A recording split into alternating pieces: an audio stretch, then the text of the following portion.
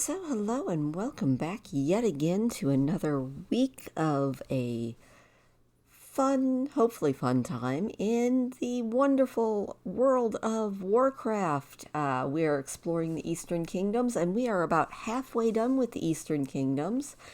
And this week we are going to do a dungeon run of a dungeon that is going to be changing coming up in a couple of weeks, actually. It's going to be changing. They're adding a new wing, I think. Don't quote me on that because I could be extremely wrong. I've been extremely wrong about many things in life. But it's going to be changing.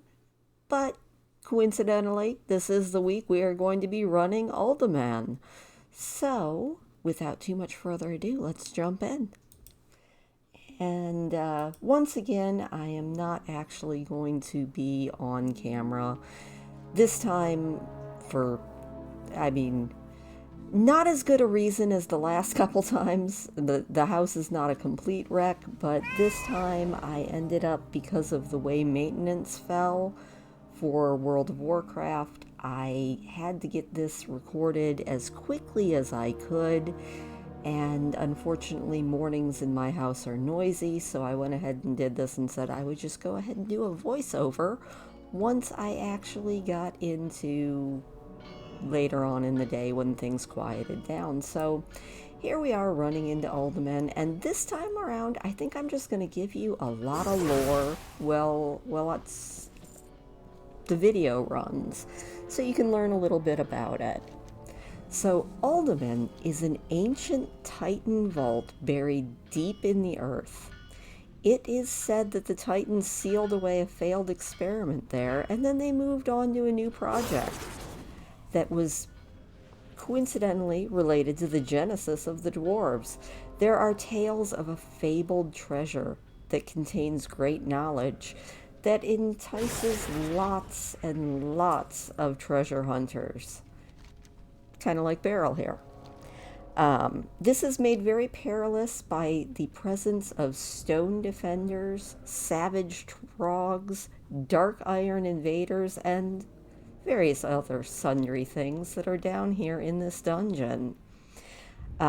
So we're going to see what we can find. And I'm going to try to remember the various lore things that happen along the way, but kind of forgive me if I don't. When you first come in, now I've already passed up the quest givers because Beryl has finished these quests, and actually, unfortunately, so has Lantra. So all of them I've already done, so we couldn't read all the quests out, unfortunately. And as I went along, I forgot the first two times to pause for the bosses. Because, yeah, good job, me. But, yeah, I tried to at least go through. Now, back in the day, when I was first doing this dungeon in groups, it was a lot different than it is now. You used to have to go and I think fight your way back to Dig 2, which was a group of 3 dwarves, and you had to get a medallion from them. I think if you were Alliance, they would give it to you, but don't quote me on that. And if you were Horde, you had to fight them for it. And that was the only way to get to the first major boss. There is a boss that comes before Iroha, I think is how you say her name. I'm probably butchering it. But you couldn't actually get to her unless you looted the treasure from the Lost Dwarves, which are Balog, Eric the Swift, and Olaf, who we're about to see. Now, nowadays, you don't actually have to fight them or anything. In fact, you can skip this altogether, but I always like to go visit them. So there we are, just visiting with Balog, Olaf, and Eric the Swift. And I'll even open the coffer here that you used to have to open to get everything. But you can read the diary that they left. In fact, you can even loot it. I think that's what you get now. But you used to get a staff and a medallion, and that was needed so that you could go and fight Ironia. I am totally going to butcher this name every time I attempt to say it. But that's kind of on brand for me. I am absolutely phenomenal at butchering names. It's kind of what I do. But before you can get to Ironia, you have to fight Ravalosh. And Ravalosh is a Trogg, and some luminaries in Ironforge's Explorers League have theorized that there is an ancestral link between their people and the Troggs. And to prove this, they point towards the Troggs' hoarding of Titan artifacts. And the fact that the dwarves also worship Titan artifacts, or have great reverence towards them. Ravalosh can be considered a Trogg equivalent of an archaeologist, though I think you would just call him a thief. So there he is. We took his pauldrons, and we are moving into the map chamber, which is where we are going to have to fight Ironia. Now, the Titans did not construct the Uldaman complex directly. They utilized servants to create its halls. The Pantheon of Titans entrusted the Watcher Ironia with overseeing the construction and the maintenance of Uldaman. But as time passed, it fell to ruins. In the map chamber, Ironia has spent millennia in stasis, analyzing the master plans drawn up and attempting to find a way to restore the complex to its original function. Unfortunately, I think she's also gone a little bit wrong. So there you saw me putting the staff into the tower. And this is sort of a callback to Indiana Jones. If you remember, I think it was in the Temple of Doom when they do the staff and the sun thing. That was kind of, or at least it's been speculated that that is what WoW kind of took their cue from. And there's Ironia. I figured we should take a look at her. She's kind of big and kind of made of rock. But if you're level 60, she also goes down if you sneeze on her, so that part's always good. Alright, so I just figured we would look around her chamber. I would probably go a little bit crazy in there. Like, it would not be my favorite place to spend millennia. Definitely not. So we're going to trot along and actually go to one of the places that's not really a secret per se, although I think less and less people nowadays know about it. But if you are, I think it's an enchanter, this is well worth it because there is a secret enchanting trainer that is just back in this little side cave that we're heading towards. And the only thing you have to do to get her to come out is kill all the enemies around her. So if you just go right back towards this little back cave, which I think I have not found it yet. This is the wrong cave because of course I get completely turned around in any form of dungeon in World of Warcraft. But hey, I was killing stuff. That's always fun. Unless I am doing my peaceful monk run, in which case I would probably cry if I ended up killing things. Because that's not what I am doing with young Blario. Alright, so right back here should be the actual place where you can go and visit this enchanting trainer. Now, Beryl is not an enchanter, but I do like to go back here. Also, keep on the lookout, especially if you're a rogue like Beryl, for treasure chests, which I happen to spy one back there. But there is Anora. She is a enchanting trainer, and I think she has a couple recipes that you can only get from her. Hello. I'm not 100% on that, but I think you can only get those from her. So if you are a Rogue, you can actually pick those locks. If not, you can make or buy skeleton keys from a blacksmith and just make sure that you have them just in case there are treasures in there.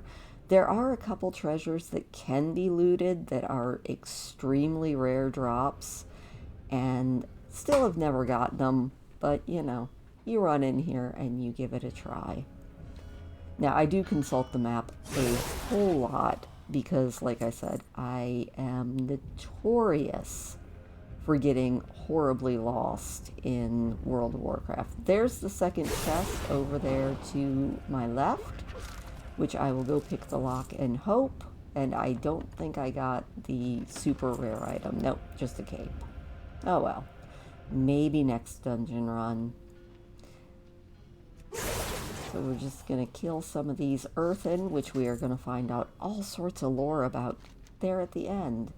But before we move on towards the end of the dungeon, we're going to go take out the, I think, Obsidian Sentinel, maybe.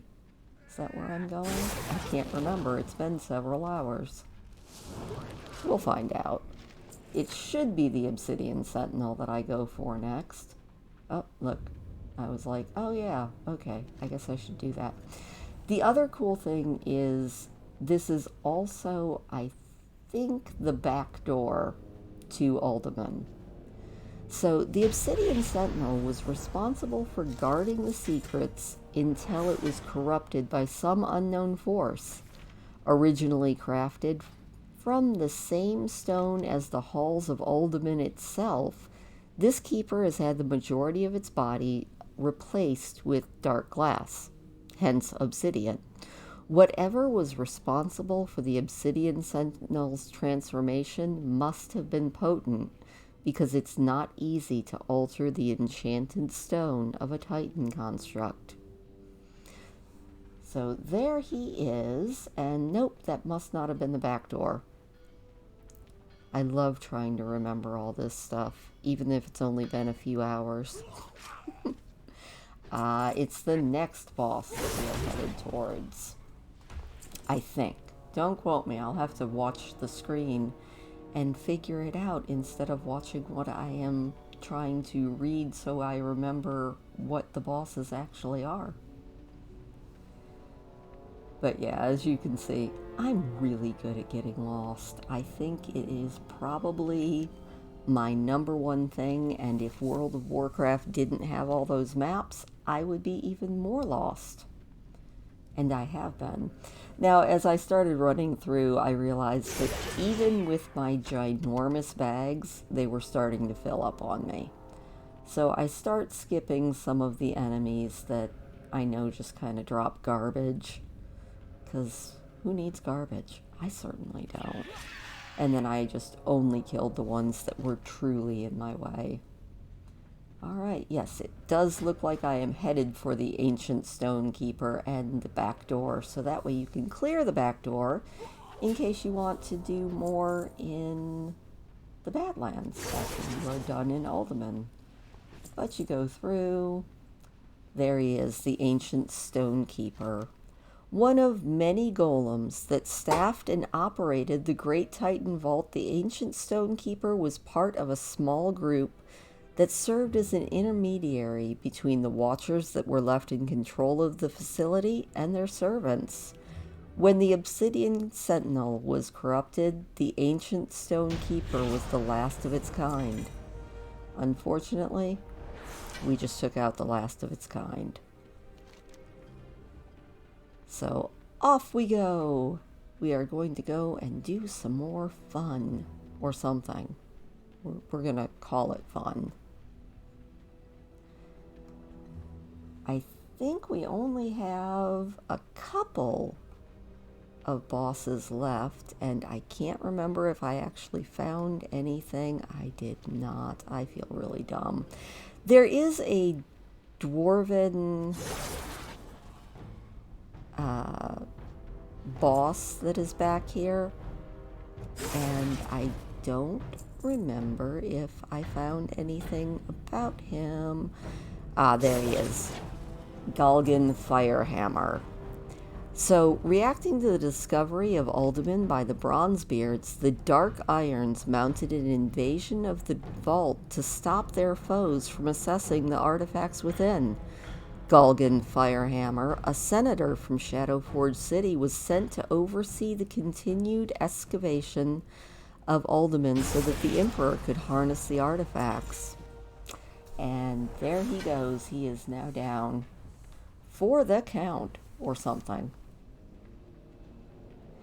So, with only, 2 more bosses left to go, we are getting near the end. Now, the next boss is Grimlock. It's another Trog, as you can tell, because all of the enemies have turned into Trogs. Also, if you are a miner, Uldaman is an absolute delight for mining. There is mithril and occasionally true silver everywhere, which makes it a really good place to just go make a little bit of extra money and do a lot of mining, which is always a good thing to do. So there we go. We are almost to Grimlock, so let's find out all about him. In Trog society, the biggest, strongest, most vicious Trog becomes chieftain through displays of power. Grimlock is a comparative genius because he's maintained control of the Stone Vault Trogs through intimidation and what might be considered psychological warfare. He trained a deadly basilisk, and he uses the threat of petrifying all of his enemies. So, he's actually a fairly clever Trog. You gotta give him a little bit of credit for that. So now, we only have a little bit left to go.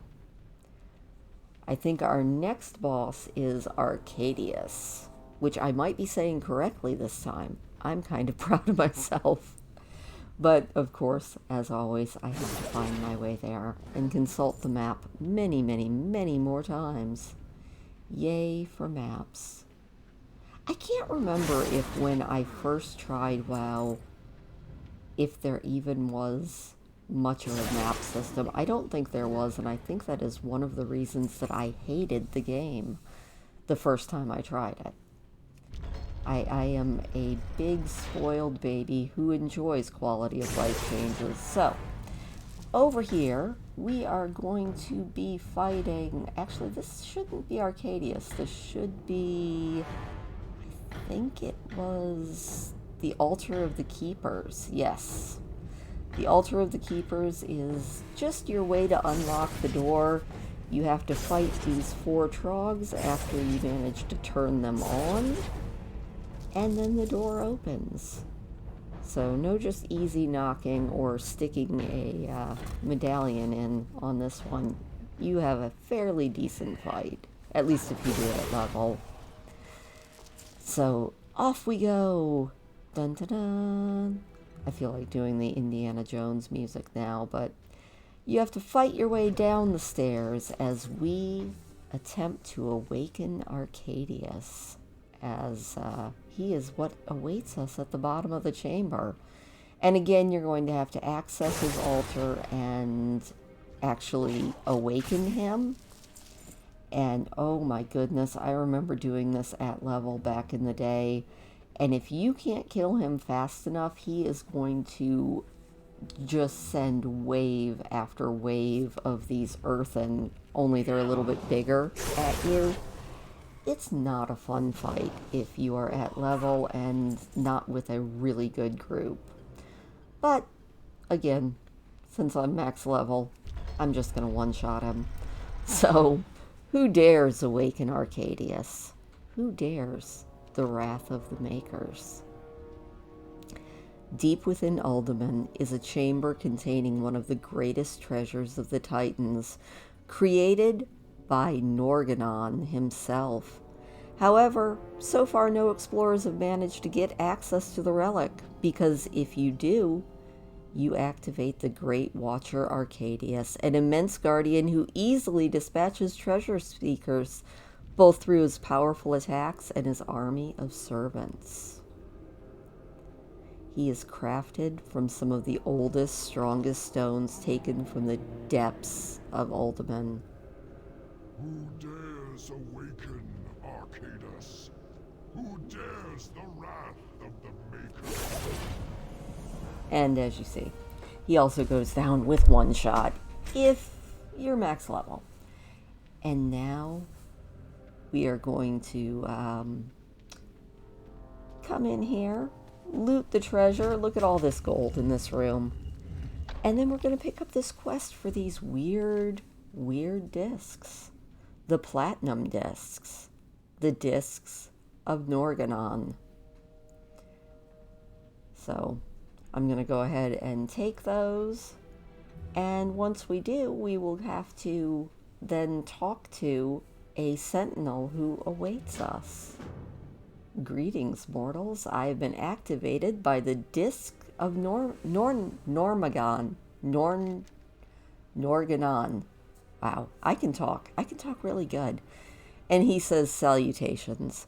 My function is to offer access and, when permissible, insight into information regarding the Creator's synthesis of the Earthen.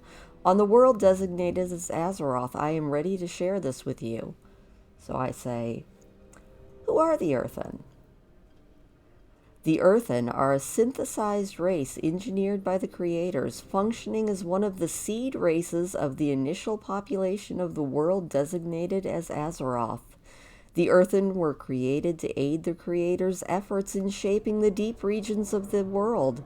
After the Earthen had been put into service for the Creators, unforeseen anomalies were discovered that affected their synthesis matrix due to high-stress environments.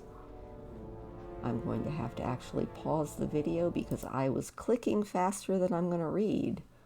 So I'm going to pause here and just go ahead and read the two that I sped through there. So I say, what are the anomalies that you speak of?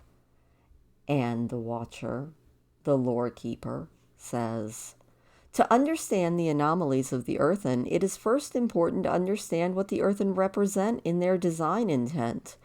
They represent the Creator's attempt at improving the survivability can't say that word, of the standard subterranean being matrix. This was done incorporating a resilient foundation of construction inherent to the world into said matrix, rather than the biomass construction. Their design maximizes strength and stamina without sacrificing cognitive processing. Their skin and muscles are nearly impervious to physical damage, and with minor modifications, the Earthen display a remarkable resiliency. And then the next thing that I went far too fast to go by is, what are the Earthen's anomalies that you spoke of? The Earthen's only anomaly in synthesis is the tendency for matrix destabilization while being utilized in high-stress environments. There are two potential results when the Earthen synthesis matrix destabilizes. The first variant to the matrix is a degenerative product of synthesis called Trog. This variant maintains its strength and stamina comparable to the Earthen. I think I can now activate the video again. But its cognitive processing power has been almost completely compromised. Force of will and a strong sense of cunning are the only driving factors in the psyche of a Trog. They procreate as per a standard biomass. By default, it consumes stone and anything else it can acquire, including other Trogs. Cannibalism and this variant are considered an unacceptable thing by the Creators. And then I say, you mentioned two results when the Earthen destabilize. What is the second one? The common nomenclature for the second result is dwarf. This variant retains the strength and stamina inherent to the Earthen, and in some cases, it even exceeds the cognitive powers of the Earthen. The dwarf, however, retains none of the physical composition of Azeroth's stone core compounds.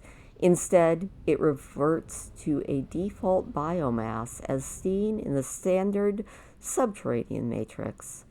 Dwarves eat and procreate through a means typical to other standard biomasses.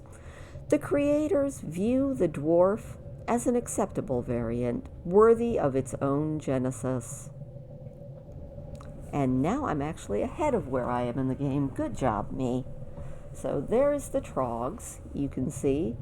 So all of those earthen that we were fighting, the little short gnome-like dudes, either became trogs or dwarves. And this is not the last time that we are going to be seeing them. Both of them, trogs and earthen.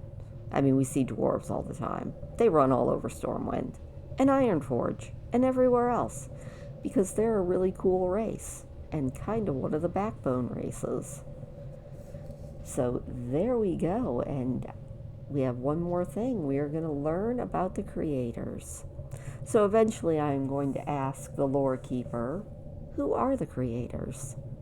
And he says, the creators are the creators. They are the beings that seeded and shaped this world by their own design. They are the reason for the world's existence, as well as the existence of many other worlds. And I finish with, this is a lot to think about. The creators are cognizant of the magnitude of information housed in my repository. Subsequently, a portable copy of the data stored here will be made available to you once you are attuned to the discs of Norganon. Please consider your cursory requirements for the assimilation of this knowledge to be complete, and at your leisure, access the discs and begin synthesis, which is what I run and do now. Now later on, I will go ahead and turn this quest in and see if any more cool information comes out. One cool thing that will be happening is there is going to be more lore happening in Uldaman itself in about 3 weeks. There's going to be some new books and some new information, and I think that's kind of awesome. And I also think you're kind of awesome. And that was dumb. Hang on. Pause. There we go. That's a little bit better. Now that I got to the end of my recording and didn't realize it was just going to stop on me, I will just put up the spiffy picture of Beryl. Well, I say thank you so much for watching and putting up with all of my mess-ups and screw-ups and bad pronunciations. If you enjoyed this or have any memories of running Uldaman yourself, I know I skipped talking about the Dead Paladin, mostly because I don't remember what... I remember there used to be a quest attached to him, but I've forgotten what it was. So if you remember, drop it in the comments below, because I remember there was something about him, but I don't remember what. Other than that, thank you as always for joining me. Next week, I think we are moving on to the Blasted Lands? Possibly. But no matter what, I will see you next week for more Exploring Azeroth with Beryl. And have a good week, and I will talk to you later.